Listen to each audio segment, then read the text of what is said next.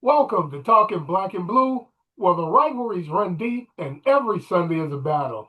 I'm your man, Will McCann, and along with my partner, Tellis Everett, we're a couple of fans from the heart of the Midwest, bringing you real talk and weekly breakdowns from the NFC North, the Black and Blue division. So whether you wear green and gold, Honolulu blue, purple and gold, or you rep the monsters of the Midway, you're in the right place. So lace up, strap in, and let's talk black and blue. Tell us, my man, what is up? What's going on, Will McCann? I'm so excited about this, ready for this football season to start. But before we do that, I just want to let everyone know Will and I are realtors in Metro Detroit. So if you're looking to buy, sell, or invest, look us up. No matter where you're at, Port Huron to Brighton, Detroit to Romeo, we can help you out. We will get you into that new home. Will, let's talk football. My man. All right, absolutely. As Tell us said, no matter where you are, you're an investor, you want to invest in Southeast Michigan, holler at Tell Us, all right, we are here to help. And if anyone is relocating anywhere in the United States, we are able to assist you there as well. Well, this week, Tellis and I are going to be breaking down games in the NFC North. And we have two NFC North games this week that are division rivals. We've got the Lions at Packers and the Vikings at the Bears this week. So let's first break down the Lions at the Packers, Tellis. So tell me, how do you feel about that game this week? Oh man, I'm so excited about this game. I'm ready for football to start. We've been at this for a few weeks, talking about football, and now we finally have games. So I'm pumped. I'm ready. This particular game, I think it's going to be a litmus test on where the Packers are and compared to the Lions. Mm, The Packers were really close to the Lions last year. The one game they played went to the last play of the game, right, where the score was 34-31, right? Based on a David Montgomery game-winning drive on the fourth down, right? So I for Detroit, I think it's a game where they're excited to get going and start playing that type of thing. But I think for Green Bay, it's important for them, and they need to win this game so they can really see where they're at with the top of the division. Yeah, I agree with you. I think I'm excited to get the season started too, man. Excited to see these division rivals get at it again and all the games that'll be going on across the NFL. Um, it's early in the season. I think it's early to be a litmus test, but I absolutely hear what you're saying because Detroit has um, control this series the last, maybe 3 years. I think they are what, 1-6? The Packers are 1-6 the last 7 games against the Lions. That's right. But all the games have been tough, all have been close, all have been competitive. But yeah, I think the Packers are coming in. They spent all off season, knowing that they lost that game on a game-winning field goal last year. They lost the game at home to Detroit last year when quarterback Love ended up throwing a pick six in that Hmm. game. That was the difference in that game. So yeah, you're looking at games that could have been two one-score games if he hadn't thrown that pick. So two teams that are close, and I think it'll be a great matchup and a great game this week. Yes, sir. So right now, quarterbacks for both teams. I know we broke down both teams individually. Talk about the quarterback matchup in this game. Who do you think has the advantage at quarterback in this game? I think Jared Goff has the advantage. He's Mm. got that experience. He has the ability to call the game on the field, right? Get his players in the right position so that they're successful. And he's been a quarterback that's been in the top four as far as like yards, touchdowns, completions, those type of things. So he's shown that he is a really good quarterback, right? I think for Green Bay and Jordan Love, it's we're still waiting to see who he is as a quarterback, right? I mean, he hasn't been defined as a quarterback. He's either going to be an elite quarterback in that Aaron Rodgers type of area where he takes care of the ball and does the things that need to be done, or he's going to be a Brent Favre where he's just slinging that ball down the field and you're going to get, five completions and then you'll have an interception. So I give the nudge to Detroit on the quarterback. Okay. You know, when when Jordan Love plays, he has when Jordan Love plays well, he is really good. But like you were saying, he has those stretches where, and it's not even in stretches, right? It's just at moments he will just out of nowhere come up with a bad play, right? Yeah, Uh, and it's and the turnovers have hurt him. yeah, and those moments seem to be at the worst time of the game, Yeah. right? So he can win you a game, Mhm. but he can also lose you a game. And he seems to be doing more of that versus winning the game. Like if you think about a player like Tony Romo, Mhm. Tony Romo was good for at least on average 1.5 interceptions a game. You could count on it, right? And if he didn't give you that 1.5 interceptions, he was going to give you a fumble. Is that the type of legacy that we're looking at for Jordan Love? Is he kind of on that tier where he's tilting that way and he's got to come back the other way that says, I'm I'm an elite player. I know what I need to do so that we can win games. And it's not me always throwing the ball down the field. One Right? and a half interceptions a game is savage. No one's safe on this podcast. Yeah, yeah, obviously you're putting my man in that Jameis Winston category.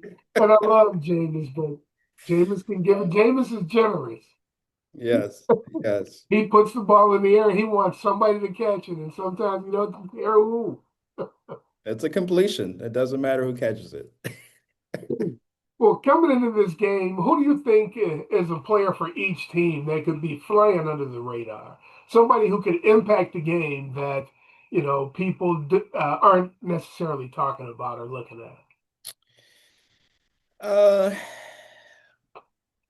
for for the Packers, I would no, I'm going to change this up. I think for the Lions, I'm going to say flying under the radar is going to be Jack Campbell, right? We need to see if he can take that next step and be the leader of the defense and carry the mic the whole season, Okay. right? For the Packers, man, I think it's really I hate to say it, but I need to see what Jordan Love is going to do. Mm. I need to see it, right? It's So not with all of this, it's not a under the radar thing, but I gotta see what he's gonna do. I with all gotta of this see it. national Jordan all this love for Jordan Love, you're not having it. Huh? Yeah, You're not ready for it yet. I'm not ready for it. I don't think he's ready for it, but I gotta see it. He's got to prove me wrong, right? And I think if we have a Micah sighting, that'd be exciting for me. And I'm not expecting anything from him in this first game, especially with the injuries that they're talking about as far as the back injury and that type of thing. But I want to see, is Micah under the radar? Is he good for 10 plays? Is that what we're talking about? 10 to 15 plays and how they use them for that. So those are kind of the storylines that I'm interested in. Okay, okay. What you got some For under the me, radar you know, people? for the Packers, I'm thinking is, you know, don't know how much Rashawn Gary is going to play this week. Um, I'm sorry, not Rashawn Gary. Micah. How much Micah's going to play this week? But I Hmm. think Micah will make Rashawn Gary a much better player, and Rashawn Gary's already a good player, right? Those two, that will be the best pair of defensive ends in the division, right? That might be the best pair of defensive ends in the conference, in the league, maybe. I don't know if anybody has a pair that good, right? Uh, Yeah. so I think Gary could have a much better season because of Micah's presence. Hmm. If Micah doesn't play, though, then how much, will Gary, he will be his regular self, which is still a guy who impacts games, right? But Quay Right. Walker is a guy, I think, on defense who will, I think he's ready to take the next step in the development in his game. And I think having a guy like Michael Parsons on the field will make a big difference for him. I don't think you will see them using him blitzing as much. I think you will see them using more his athleticism and speed, trying to impact the middle of the defense and cut it off tight ends and running backs on passive routes. So Hmm. Hmm. Quay Walker's a guy for the Packers. For the Lions, um, I think the rookie, Tyleik Williams, Okay. I I think thought I thought you were gonna him, go offense and go with Graham Glasgow. you know what? You were reading my mind, though. You were really reading my mind because I did think Glasgow, right? Right. I think he's a better player at center. He can play all three interior positions. Left guard is probably the position he doesn't play as well of the three. Right guard is actually probably his best position. But he is probably the best center they have on the team right now. And him solidifying the young guys in the middle, I think, is important. I was a little concerned when it looked like they were going to use one of the young guys to play center, when it looked like Hmm. Ravage might play center. I thought having two young guys next to each other could be an issue. Having the vet between the two, I certainly was thinking Glasgow, but I think Williams is going to surprise on the inside. And I think Green Bay has the same issue with their interior, making some changes on the interior, and they may not be ready to be at the level they will be later in the season. And maybe he can make some plays. And generally, early in the season, the defense is ahead of the offense because Yeah. the offense has a lot of cohesion. That goes with it, and that comes by repetition, and there hasn't been a whole lot of that early in the season. So I think Tyleek, that's why I picked defensive players on both teams. So I think will have an impact in this game. Right, right, right. Well, I think one of the players that will help Jordan Love is Weeks at receiver. So when we're talking about having all this young talent surrounding Jordan Love, you have someone like Weeks that last year averaged like 15 yards a reception. Would be helpful if they can get him the ball a little bit more, right? And Jordan Love is can rely on somebody like that to help him get to that next level.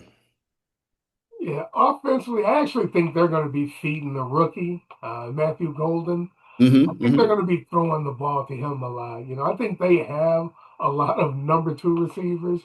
I like Reed. I like Watson. Um, what's the other kid's name? Reed Dobbs. Reed Dobbs. Dobbs. Weeks came along last year, but they have a bunch of number two receivers. They don't have a true number one receiver, and I Right. think that's what they want Golden to be. So I think they're going to feed him the ball a lot. So Yeah. Yeah. that's why I don't think he's dark horse at all. He's their first round pick. They're going to be throwing him the ball early Exactly. and often. Exactly. So, uh, me. I'm I love the trenches, right? I love the activity in the trenches. My son, whenever there's a low scoring game, my son will text me and say, "Yeah, I know you love this game." He'll say something like, "This game was boring as hell, but I know you loved it, didn't you?" Right, I, right. I love those smash mouth games. Who do you think has the advantage in the trench play this week? Uh, Offensive line of the Lions versus the defensive line of the Packers. I'm gonna say the Packers defensive line had the advantage. And and the reason I say that is because there's we just have some unknown questions about Detroit's offensive line, right? Mhm. You got three new players coming in. You had the retirement of your center, so you got new center in there. Yes, you still have Penei Sewell, but you you're really almost retooling your offensive line. Whereas for the Packers, they're just adding to what they've already built. So, Right. yeah. So I'm giving the edge to the Packers. Yeah, I would agree. Especially if Micah plays, I give the advantage to the Packers. If Micah doesn't play, I'm going to say it's going to be Eve, right? I agree with you. The Lions making so many changes on their interior. They haven't played a game together yet. You just don't know what you're going to get out of them. Um, the Packers traded. Oh, what's one? They traded their D tackle, Kenny Clark. Yeah, Traded Clark, so they lost their best interior defensive lineman in that trade. They're better on the edge, but they're not as good on the interior. The Lions' interior offensive linemen are new, so I think they're going to kind of be even there. You know, you've got Panay on one edge. Decker is a good player, a solid player. I think he can do well against and can be competitive with Rashawn Gary, but when Micah lines up against him, it is clearly advantage Packers at that time. It'll be interesting to see whether the Lions will try to play, their five against their front five against the Packers front four, right. where they try to, keep a back end or chip with a tight end to try to help out against Parsons. That'll be interesting to watch. Yeah, yeah.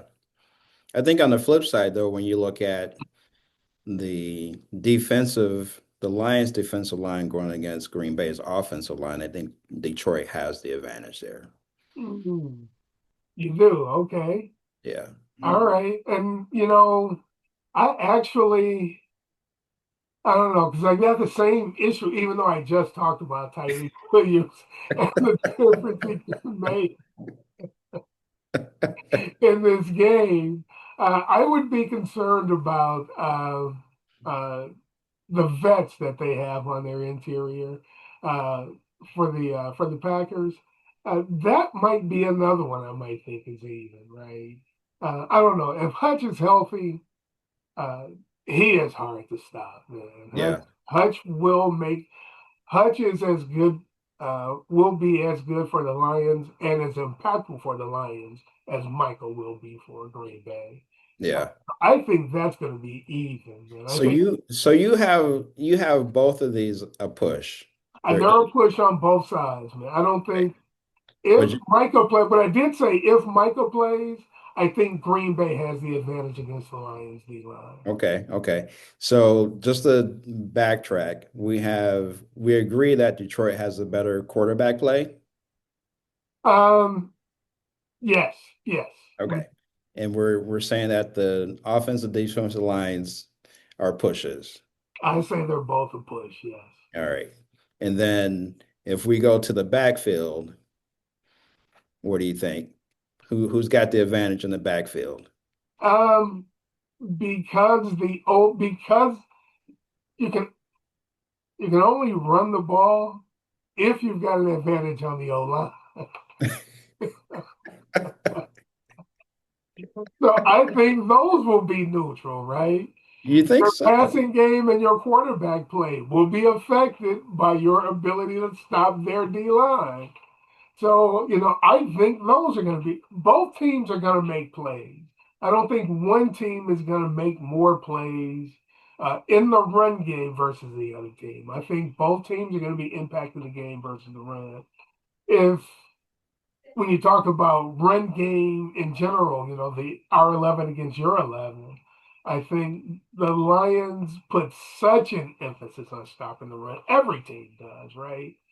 But the Lions, they build their team to make sure if we do nothing else, we will stop the run. You might be able to pass against us, but we are going to shut down your run game. Where I think a lot of teams try to be more multiple, yeah, they try to make sure they shut. All of their guys up front are big. Not a lot of them are as fast, but everybody up front is big. Uh, So, so so what I, I'm I think I don't think there will be an advantage there.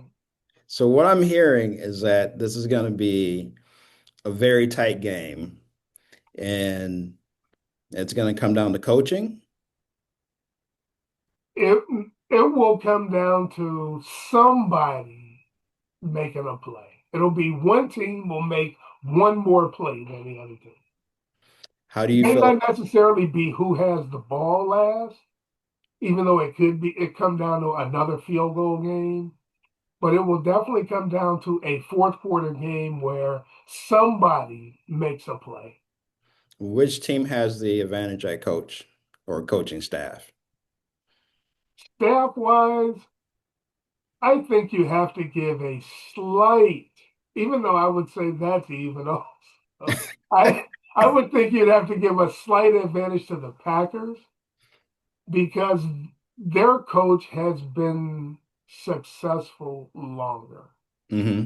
and their staff has been together a little longer. They've been more cohesive as a staff a little longer. So coaching overall, um, I'd have to give a slight edge to the Packers. Okay, okay.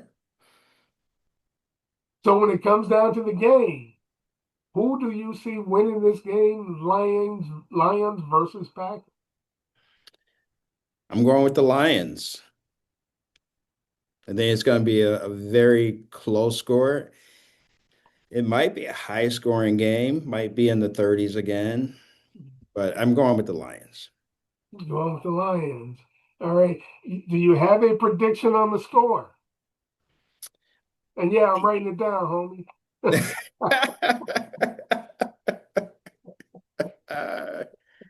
Uh, yeah, let's go 31-28. 31-28 Lions. Lions. Yeah, All right. yeah. Okay. And me, I'm predicting the Packers to win this game. Okay, okay. I think, when you have competitors, you know, um, competitors just get tired of losing, right?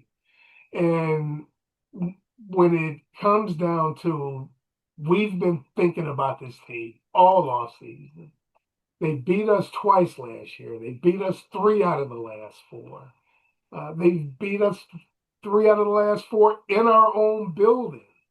We cannot let this team come into our building and beat us again. I think they're going to come in with that attitude. When it comes down to, who's going to make that play, it could be Xavier McKinney on the back end. It could be my man Quay Walker in the middle of the defense. But I think it'll be somebody on the defense for the Packers who will make a play that will make the difference in the game. And I think the Packers win this game. And to me, if it gets into the 30s, I think the Lions are going to win. I Hmm. think they have too many weapons. But I Yeah. think the division game where you know your opponent, first game of the season, I think we're going to see a lower scoring game. And in that, I think the Packers have the advantage. And I think the Packers are going to win this game 23-21. Okay. I like what you're saying about the Packers mentality of getting over the hump because I think that's what I want to see from the Packers is are they capable of beating that team that's just been bruising them Yeah. the last few years, right? And the and this is why I said earlier that this is an important game for them because they need to know that they can they can take on the big dog and beat that person, right? So Yeah. it's not the end of the season if they lose. No, it's not. It's It's not. not. But I think mentally they Mhm. need to know that they can compete and beat the champion. Right. So I agree with you. And there is, you talk about competing versus winning, there is a hurdle you have to jump, and you see teams deal with that all the time where we right, know we can compete with this team, but we never seem to beat them. The Bills are having that issue with the Kansas City Chiefs, right? right. They know they are every bit as good as the Chiefs. They compete with the Chiefs all the time. They just always come up short, right? Yeah. Yeah, I think, And it's nothing against it's not so much about what they weren't able to do. It's about the other team having a mentality that we don't lose yeah, and we yeah, don't lose to you, yeah. right? So you have to if you're the contender, you have to put that that little seed of doubt in Mm, the champion, yes. where the champion starts thinking that, oh, we can lose. There's Yeah. a like they stop thinking about winning and they start thinking about losing, right? Right. So that's the thing that has to happen for the contender for Green Bay to go. They have to stop thinking about losing and start thinking that we are the winners. We deserve to win versus can we win, right? Like the mentality. And then putting that doubt in the champions, like, oh, they might be able to knock me out. Yeah, I agree. I agree. Give me a second. I'm having a technical issue. Bear with me a quick Sure. second. All right, so let's talk about the other game now. Let's talk about the Vikings at the Bears now. Tell me what you think about that game this week. I am excited to see what these two young quarterbacks are going to do. JJ McCarthy, first look at him as a NFL quarterback, want to see what the hype is, right? See where he's going to fall, how he's going to mesh with the other JJ on the team. And then for Caleb, want to see what his development has been. Working with the first time head coach Ben Johnson, I think for Detroit, for Chicago, they need to know if they have their franchise quarterback. So these this game here is about the quarterbacks for me. Yeah, I agree with you. I think it's going to be an interesting game. Another, NFC North game. I think you're going to see a low scoring game. Going to be interesting to see, like you said, about these young quarterbacks. Where are they in their development right now? JJ's basically a rookie, right? This will be his first NFL game. Uh, Hmm. this will be Caleb's first game with an entirely new coaching staff. In a lot of ways, he's like an experienced rookie, if you will, right? Right. It will be interesting to see who or how they play this week and how they lead their teams this week. Going into this game, what do you think the biggest area of improvement is going to need to be for the Bears versus last season? For the Vikings, it's just managing their young quarterback.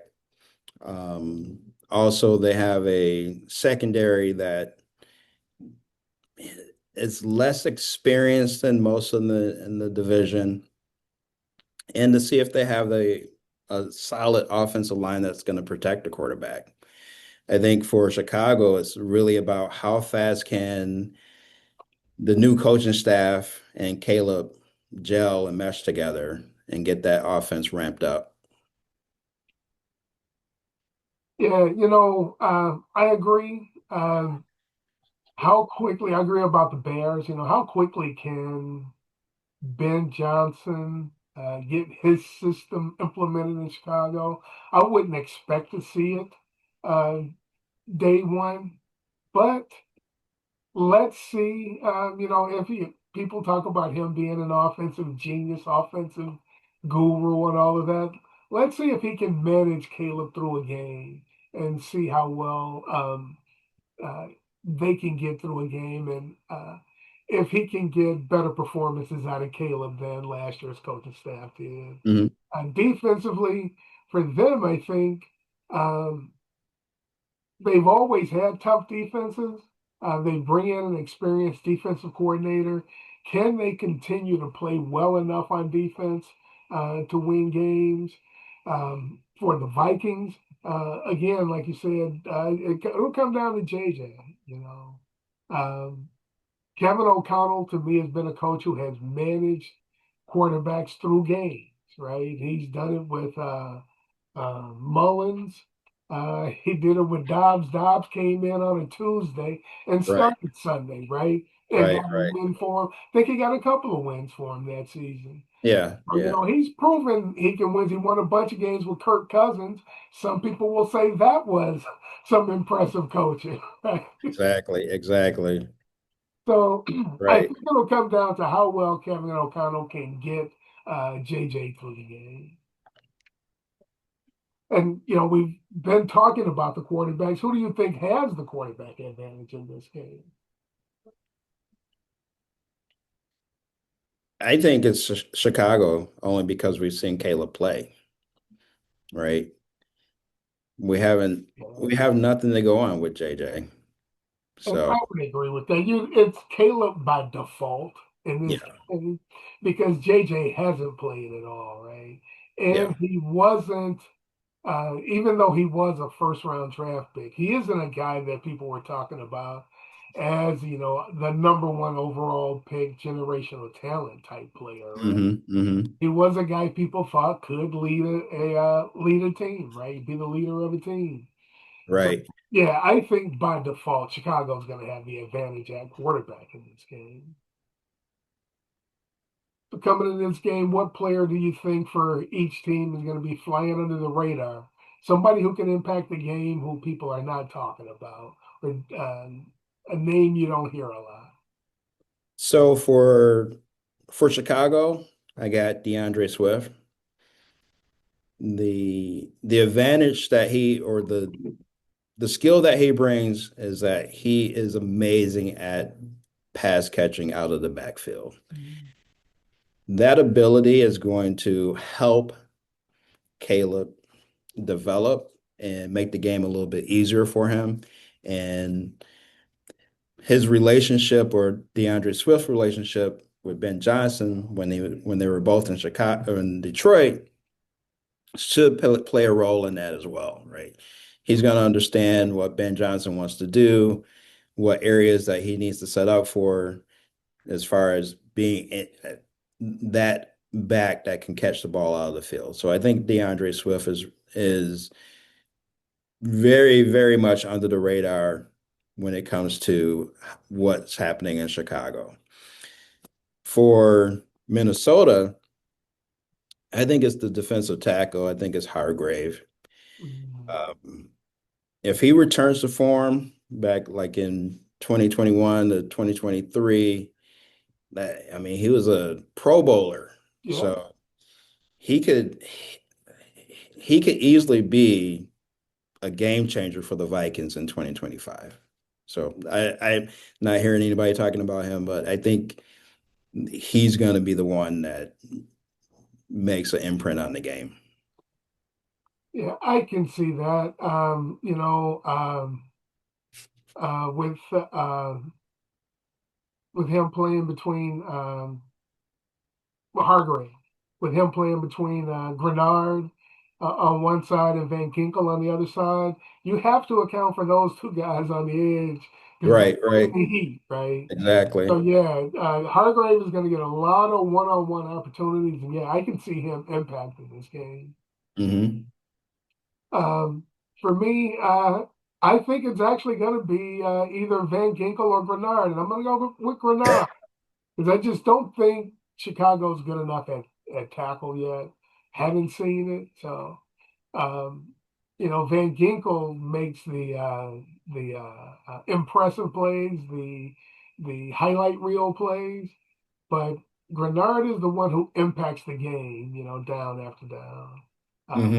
He Hmm. can impact the game. So, in a lot of ways, you may say, hey, is he really a guy who's under the radar?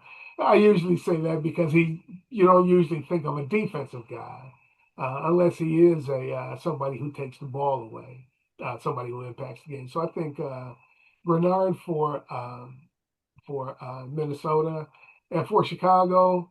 Um, I think it could be Rome Odunze. Um, the young man was the number one pick last year. Not hearing a lot about him. All the talk out of Chicago has been about the quarterback and the play of the quarterback. Correct. I think Odunze can step his game up, and I think he can have some impact against that Chicago secondary uh, and make some plays in this game. And let me ask you, who do you think? I know you mentioned DeAndre Swift as a player under the radar. Who do you think is going to be somebody who is truly going to impact this game? Uh, Somebody who could be an MVP or a Defensive Player of the Year type of player or level of player. Who do you think that could be? During this game, Just in general, who do you think? Yeah, in this game, who do you think can play? Who can play at that level? well, it's got to be Caleb because we're waiting to see Caleb take that leap from first year to the second year. So for me, watching Caleb, this is what we talked about a little bit earlier. I'm excited to see where he's at in his growth Mhm. because then we can see what the potential is, right? Okay. Chicago needs to know. They need to know by the end of the season. Like Mhm. he's going to start every single game, no matter what. I mean, if he's injured, he's not going to start, but he's going to play every single game because they need to know by the end of the season, do we have our franchise quarterback? If not, we need to move on. And the only way we're going to know this is if he plays every single snap, right? So I'm excited to see where he is in his development.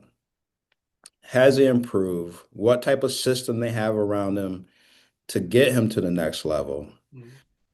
Because as a first time head coach for Ben Johnson, this is not your quarterback. and, He and is not that's something Caleb should keep in mind, right? right. Exactly. So he's going to have when I say he, Caleb Williams is going to have every opportunity to succeed or fail. And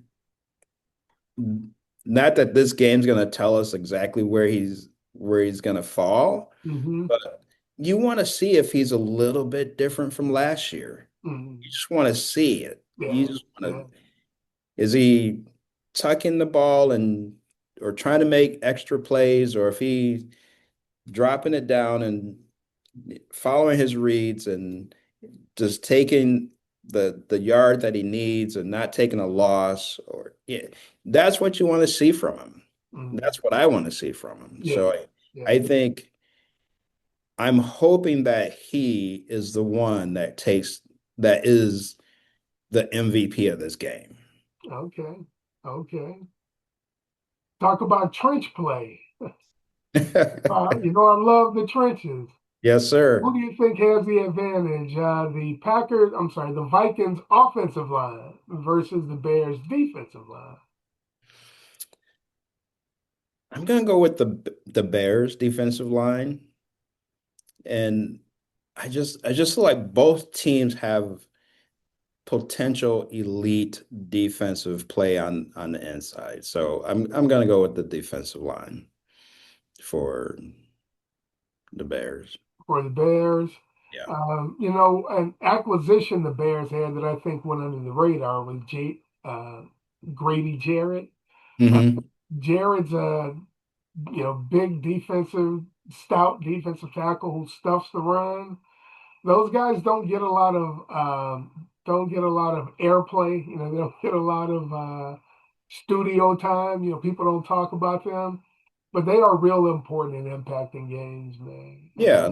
do When you think, when uh, you talk about a group that's flying under the radar, it's that defensive line. yeah, I think they could.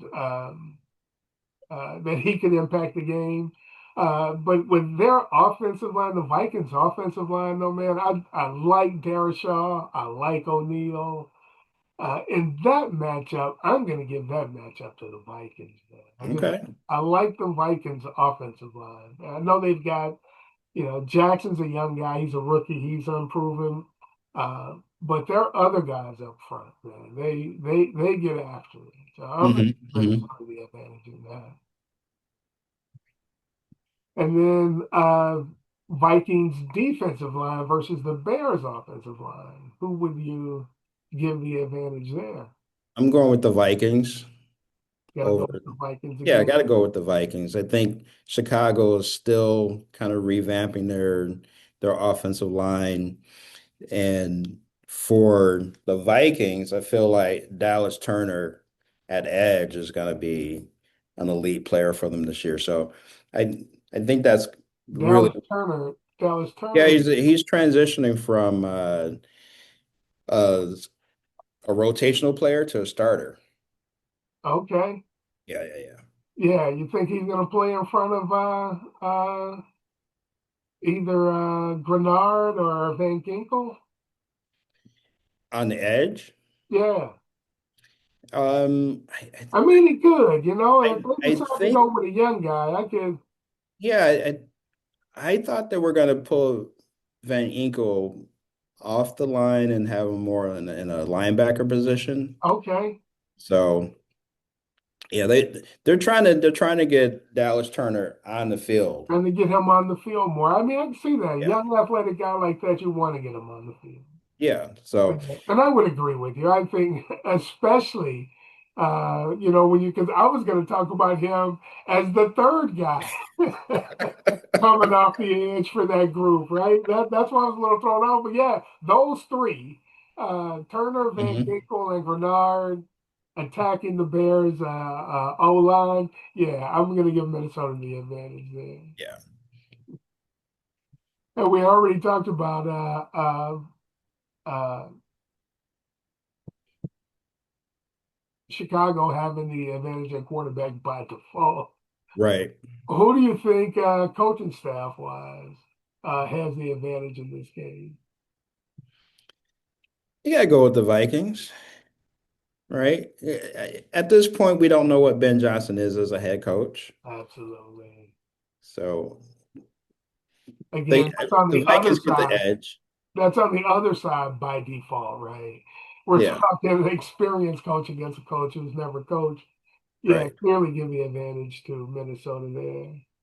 So tell me, who do you have winning this game? Tell us. I have the Vikings winning this game. It's gonna be close though. Okay, give me a score. What do you think? 13-10. Third,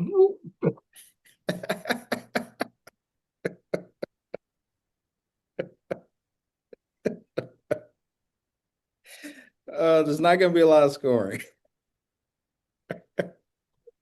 oh, 13 to 10. I'm definitely, you know, I mentioned, I was talking earlier about how, you know, I love games like that, though, right? I love games like that when it is clearly Intentional. the defense is dominating. I Yeah, don't like those games when it's the offense is inept, right? right. It's one thing if the offense is completely inept, that's one thing. But when the defense is making plays, that I love. And I think, you're laughing because I know you think that I think the offenses are going to be terrible. I know that's what you think. You I, think it's going to be I two want to see some, handoffs, I an want to see some, incomplete pass, and a punt. exactly. I want to see Caleb do A bunch amazing of things, 4 yard completions and but punts, right? until I see it, until I see it. I can't. Okay, so you got Minnesota 13 to 10. Minnesota, 13 to 10. Where are you at? Where are you landing? All right, I've got Minnesota winning this game also, but I've got them winning it 24 to 16. Oh, okay. Okay. Where are I those think scores? Kevin O'Connell can get his team. I think he can manage JJ through a game. You know, if he can manage Dobbs through a game, he can get JJ through a game. JJ knows the one thing you saw out of him in college was he does know how to manage the game. And he does know how to make the big play, right? Make the big throw to receivers. And I think you'll see a lot of deep passes to Jefferson. Um, Addison's going to be out, right? I forget the receiver on the other side, but Yeah, Addison's out. I think you're going to see a lot of a lot of runs, And uh, and they got a lot of deep Hawkinson as passes, well. So and then TJ over the middle, right? yeah, I think yeah. you're going to see a lot of Aaron Jones in the run game and a lot of deep passes to Jefferson because I think that's what JJ does best, throw the deep ball. Mm-hmm. Mm-hmm. Okay. All right. All right, all right. With that, a wrap on this week. Tell us. Next week we'll be talking about these two games and then the games for these division teams coming the following week. So, folks, I want to thank you for joining us this week. We look forward to seeing you next time. Tell us, you have anything to take us out with? I just want to say if you're watching us for the first time, follow us, subscribe, give us 5 stars. Don't be a buster. Give us 5 stars. And just keep in mind, we are realtors here in Metro Detroit, real estate professionals. So if you or anybody you know talking about buying, selling, or investing, look us up. We'll be happy to help you. And, real estate is what we do off the field. So give us a call. All right. With that, folks, we look forward to seeing you next time. All right. All right. All right.